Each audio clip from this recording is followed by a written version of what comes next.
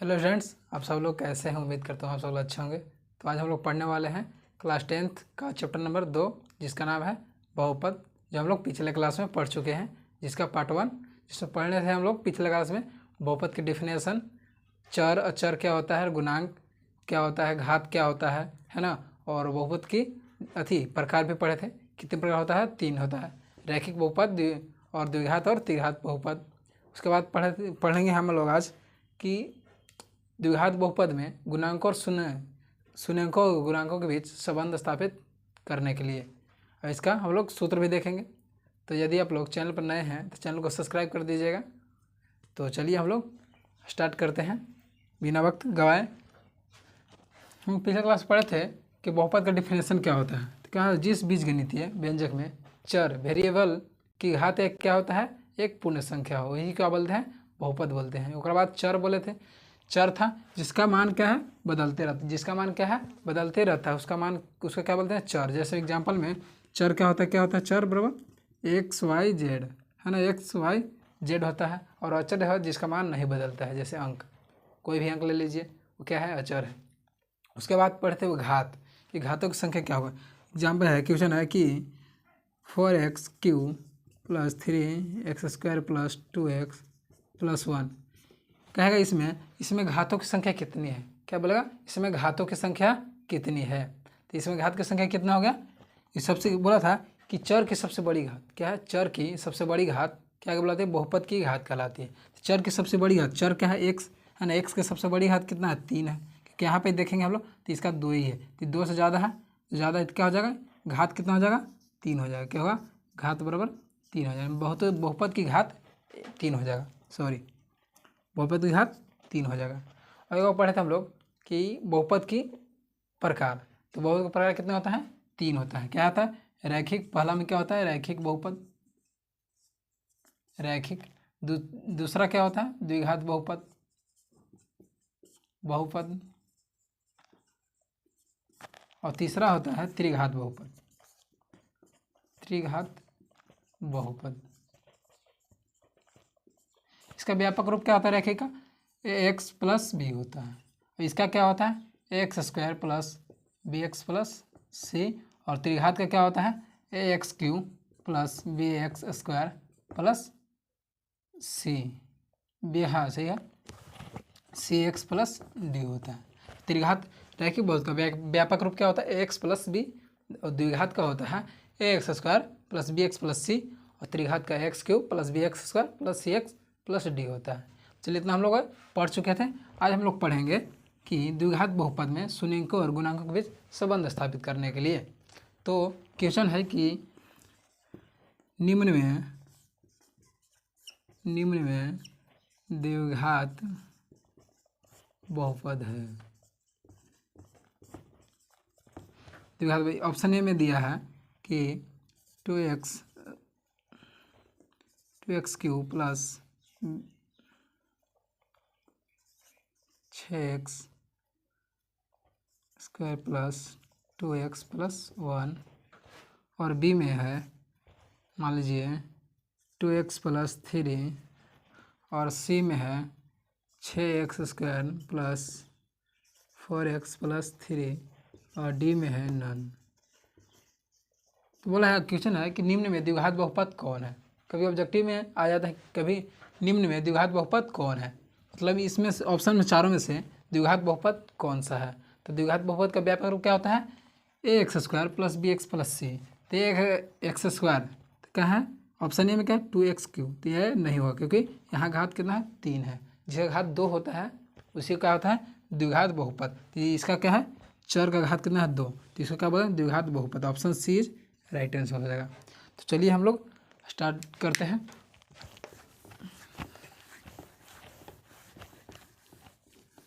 देखिए, पढ़ेंगे हम लोग कि टॉपिक था 6ठा द्विघात। क्या पढ़ेंगे? द्विघात बहुपद पद में शून्यकों और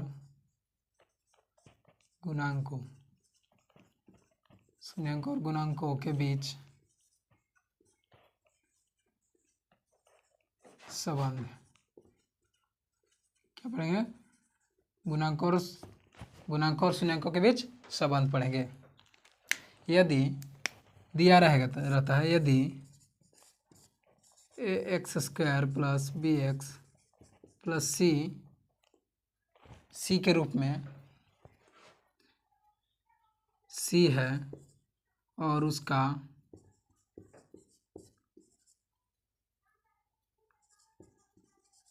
उसका शून्यक अल्फा और क्या है, बीटा है तो क्या होगा? मतलब कि यदि x² प्लस bx के रूप में है और इसका शून्य क्या है, अल्फा और बीटा हो, तो क्या करेंगे? तो इसमें होता है कि क्या होता है, शून्यकों का योग होता है। क्या होता है? शून्यकों का पहला शून्यकों का योग। क्या होता है? शून्यकों का योग। शून्यकों का योग क्या होता है? अल्फा प्लस बीटा बराबर क्या होता है? माइनस बी बट्टा ए होता है, माइनस बी बटा ए। ये याद रखिएगा, कभी कभी बोलता है शून्यकों का योग क्या होता है। और दूसरा होता है शून्यकों का गुणनफल। क्या होता है? शून्यकों का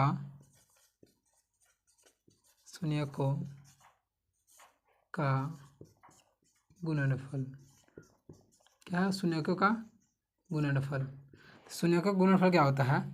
अल्फा इंटू बीटा। क्या होता है? अल्फा है शून्य का, एगो बीटा है, तो क्या होगा? था सी बट्टा ए होता है। क्या है? सी बटे ए होता है। अच्छा, इसमें बी और कोण एक रखेंगे तो इसमें जो होता है ए का मान यहाँ और बी और सी हो जाता है। चलिए, उसके बाद देखेंगे हम लोग द्विघात बहुपद में शून्य क्या है, एगो अल्फा और बीटा दिया रहता है। द्विघात बहुपद में दो शून्य, एगो अल्फा और एक बीटा रहेगा। और यदि उसका क्या है, पूछ देगा कि उसके क्या करो, द्विघात समीकरण बनाइए। जैसे में इसका करेंगे द्विघात, एक और है फॉर्मूला सूत्र कि द्विघात बहुपद बनाने का सूत्र।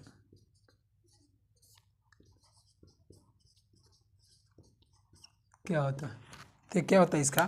पी एक्स इंटू क्या होता है, पी इंटू एक्स बराबर क्या होता है, के इंटू में x square minus alpha plus beta into x plus alpha into beta होता है। क्या होता है? अल्फा इंटू बीटा होता है। ये क्या है? द्विघात बहुपद बनाने का सूत्र होता है। ये इम्पोर्टेंट है, ये क्या है, इम्पोर्टेंट है इसका सूत्र, कभी कभी पूछ देता है। तो याद रखिएगा क्या होता है, पी इंटू एक्स बराबर क्या होता है, के into x square minus alpha plus beta into x plus alpha into beta. कभी बोलता है यदि दो शून्य दिया रहेगा, उसमें बोलेगा शून्यंक और गुणांक के बीच संबंध स्थापित करें, तो उसमें क्या लगेगा, सूत्र ये लगेगा। क्या लगेगा? ये वाला सूत्र लगेगा। और एक पूछ देता क्वेश्चन है कि क्वेश्चन एक दे रहा है 2x² माइनस 4x प्लस 3 में दिया गया है में शून्यकों का योग क्या है, पूछा है शून्यकों का योग ज्ञात करें। क्या है? योग और गुणनफल ज्ञात करें। क्या है? योग और गुणनफल ज्ञात करें। तो योग क्या होता है? योग अल्फा प्लस बीटा बराबर क्या होता है, माइनस बी बट्टा ये होता है। तो अल्फा माइनस बी कौन है, माइनस का 4, तो अल्फा प्लस बीटा -4 इंटू -4 हो गया बट्टा में ए का वैल्यू कितना है 2, तो माइनस माइनस प्लस हो जाएगा, तो 4/2, 2 से कट देंगे क्या होगा, शून्यकों का योग कितना होगा 2।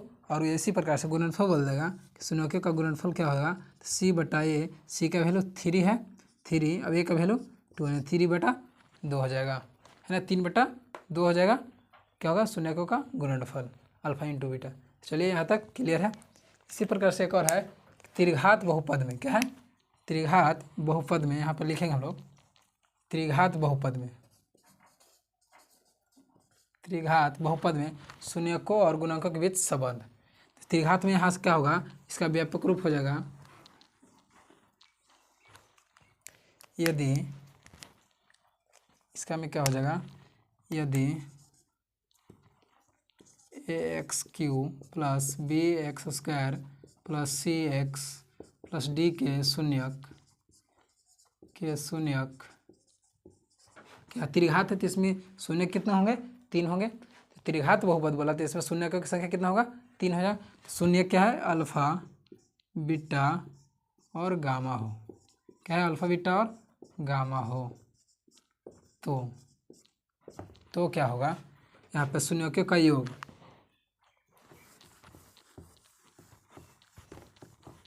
शून्यों का योगफल, क्या है शून्यों का योगफल।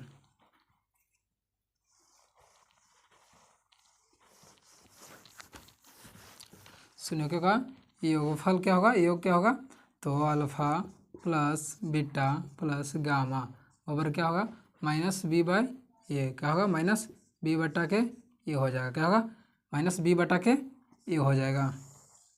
शून्यों का योगफल माइनस बी बटा का ये हो जाएगा।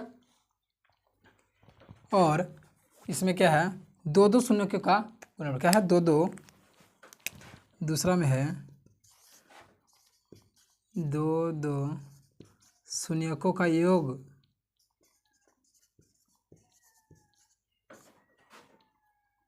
शून्यों के गुणनफल, क्या है शून्यों के गुणनफल का योग, शून्यों का गुणनफल का योग। तो शून्यों के गुणनफल का योग क्या होता है 2 शून्यों के गुणनफल का योग alpha beta plus beta gamma plus gamma alpha बराबर क्या होगा इसका हो जाएगा सी बाई ए, क्या होगा सी बटा ए हो जाएगा, क्या होगा सी बटा ए हो जाएगा सी बाई ए। और यह इसी प्रकार से है शून्यों का गुणनफल, क्या है शून्यों का तीसरा शून्यों का गुणनफल, शून्यों का गुणनफल। शून्य का गुणनफल क्या होता है अल्फा बीटा गामा, क्या है अल्फा बीटा और गामा और क्या होगा माइनस का डी बटा ये हो जाएगा, माइनस डी बटा ये हो जाएगा। चलिए और उसके बाद क्या है त्रिघात बहुपद बनाने का सूत्र, क्या है त्रिघात बहुपद बनाने का सूत्र। तो उसमें क्या होता है सूत्र होता है उसका देखिएगा यहाँ पे देख लीजिए कि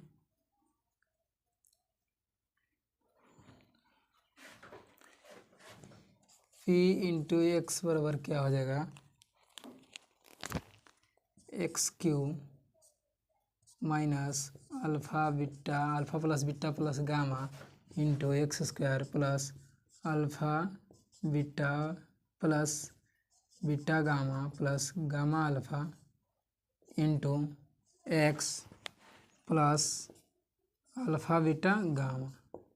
यही क्या होता है त्रिघात बहुपद बनाने का सूत्र होता है। चलिए इतना आप लोगों का हो गया। चलिए फिर मिलते हैं अगले क्लास में। तो यदि आप लोगों का वीडियो पसंद आया तो वीडियो को लाइक कीजिएगा और ज़्यादा से ज़्यादा वीडियो को शेयर कीजिए। चलिए फिर मिलते हैं अगले क्लास में।